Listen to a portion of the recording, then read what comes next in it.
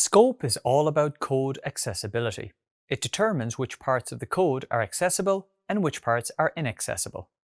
For example, what variables can a function access within code? Over the next few minutes, you'll explore the concept of scope and learn about how the scope chain works within JavaScript. You will also explore some of the different scope types, such as global and local. A nice way to think about how scope works in JavaScript is a two-way mirror glass.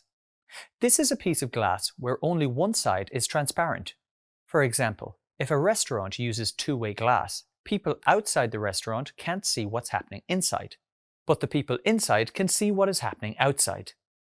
The process is similar to how scope works in JavaScript.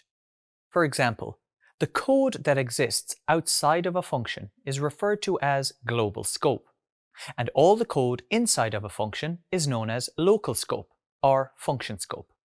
If a variable is defined within a function, then you can say it's scoped to that function. This is also known as local scope. For example, I could define a variable named local var and place it within a function.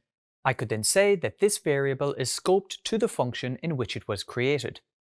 Each function keeps a reference to its parent scope. This chain of scope references is referred to as the scope chain. You're now familiar with scope and how the scope chain works in JavaScript.